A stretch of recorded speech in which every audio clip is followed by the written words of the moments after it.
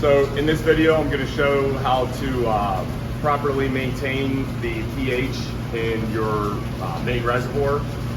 One thing to note is you want to start with a pH of around 5.8 to 6.2 before you add any nutrients or things like that.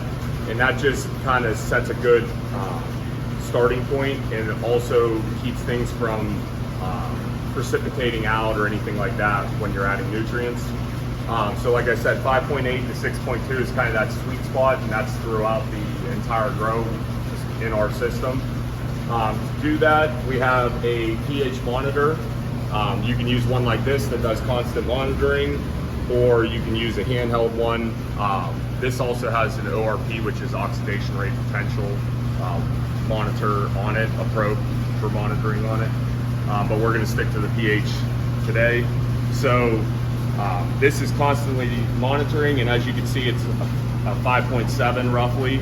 So we're going to add a little bit of pH up, which is potassium hydroxide, and this is one of the companies we use, but you could buy from anywhere online. That's a really strong pH up. We also use phosphoric acid for pH down, which is a really strong pH down. So whenever, I'm actually not gonna add any right this second, but whenever I do it, you wanna be super careful. And so always have a measuring cup or something that you know how much is in there. And the lid is usually a good thing to use. It might be around 50 milliliters, 100 milliliters. And it also depends on your tank size. So a small tank, you're gonna use a lot less, maybe an eyedropper for like a 20-gallon tank.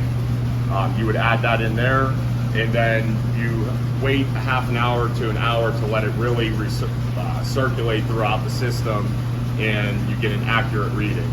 And then also you wanna make sure with a continuous monitoring type of monitor that has probes, that you keep the end of the probe clean. So this is the pH probe. You can see it's fairly clean.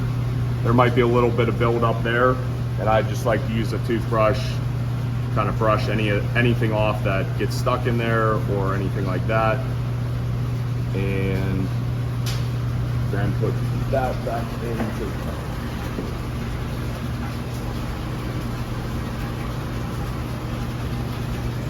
And then that way you make sure you're getting an accurate reading, and it'll balance itself out. And then at that point is when I would add whatever I need.